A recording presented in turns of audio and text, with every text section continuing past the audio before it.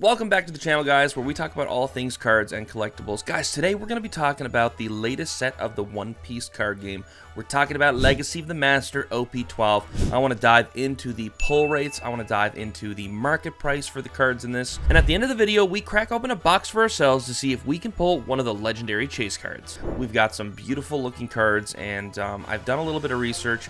It's been interesting. It's been interesting to say the least. But before we get into it, guys, don't forget to leave a like and subscribe to the channel. The channel is growing very quickly. I'm not even posting as much as I should be, and you guys are still subscribing, so much love. Let's get into it. So before we get into the pull rates and all that sort of stuff, guys, I want us to just quickly look at the market itself, look at the cards that come in this set.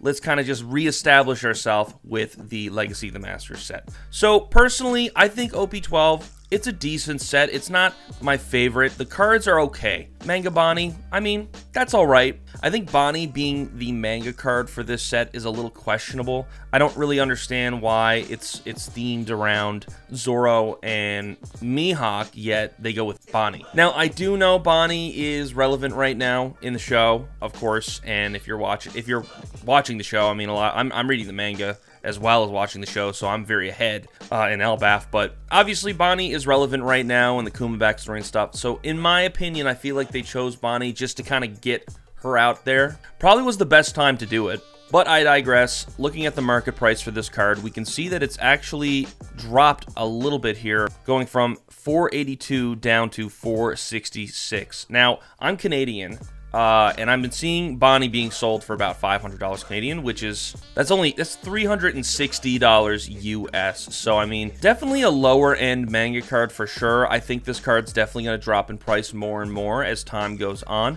I mean, Bonnie is, regardless of being relevant right now in the show, you know, I wouldn't say she's a huge fan favorite. Again, she is relevant, so I don't know if that's what their choice was, but regardless, I think this is a cheap manga that you could probably pick up if you're willing to buy one. I mean, great for the set if you're looking for that. I mean, I personally love mangas. I've got 4 now, so you know, it is worth collecting.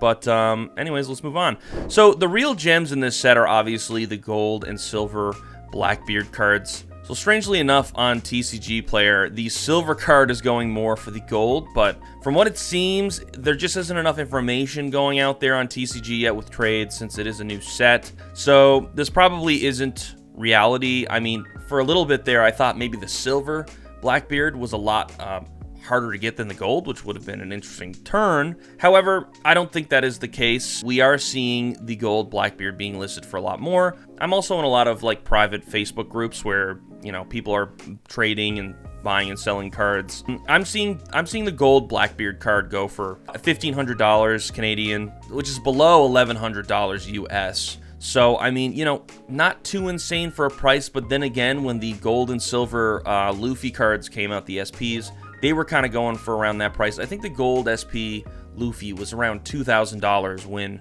this set came out. So obviously we've seen a bit of a drop, but you know, I think currently they're good prices. I think they're going to go down though. We can already see that the gold Blackbeard card has already dropped 25%. I mean, that's definitely a big hit right there. The most recent sale is going for $984 US. So, I mean, starting to definitely drop. So if you're looking to buy one of these cards, I'd definitely wait a little bit longer to see what's going on here. Again, you can see we don't really have a whole lot of information on TCG Player to really go off anything, but I do actually have the price charting open so we can get a better look at what's going on here. Okay, so I totally didn't realize that this is the Japanese version, which I'm glad I caught. I can't find the English version on price charting, which is interesting. So I guess we're just gonna have to go off this information here. You know, obviously the Japanese cards and the English cards, they're priced differently, so I wouldn't really think too much about this, but we can see that the gold Blackbeard card is selling for about $1,045 in Japanese right now. We have no information on PSA stuff at all yet for this set. We don't even got a price on price charting for the Japanese silver Blackbeard card. So, I mean, these are big price drops for a new set, but that is kind of how it goes. The market will balance itself out over time. But anyways, let's start talking about pull rates and all that good stuff. So obviously, this is still a very new set, and the data that I was collecting was incredibly limited. But I want to shout out this guy, Juco. He's a dentist, which is pretty interesting, and he just opens up a ton of One Piece cards, which I think is super unique. And I love his backdrop. I'm a big fan. So this man opened up 2 cases of OP-12, which is pretty decent information to gather from that. And, you know, throughout his whole live stream and his other videos where he was opening up the boxes and etc., he did not pull the Manga Bonnie, and he did not pull the Blackbeard cards. So, I mean, we can already take a bit of information from that.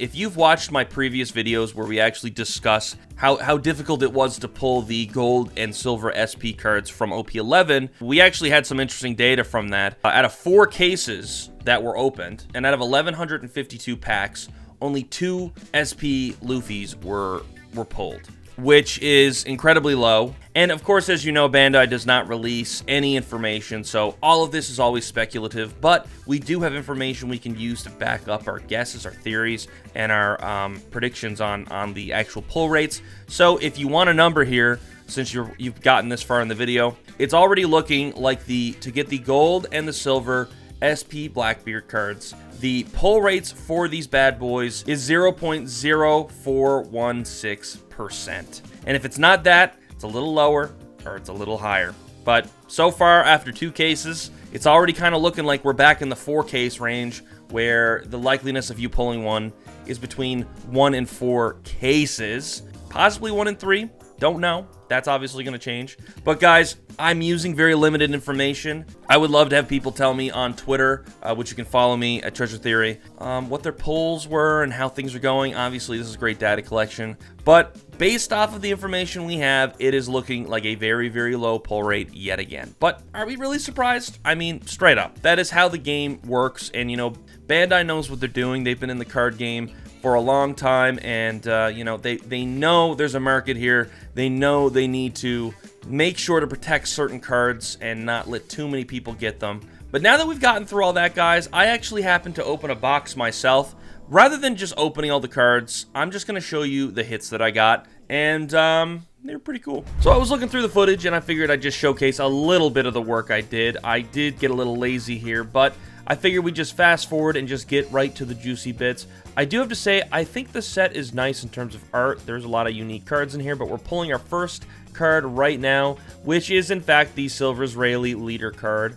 Really nice card. You know, I gotta say, I was glad I pulled one of them, and to my surprise, actually, I pulled the Dragon alt card next. I also didn't mention this, but everything on the left side is completely from the left side of the box. So we pulled an alt art Shanks. So what I'm trying to get at here is that everything on the left side of the box that I had all of the pulls. So everything on the right side, as you're about to see here, did not in fact have much of anything, which was a little surprising. I thought they usually mix this up. Also, what happened to SECs, sorry?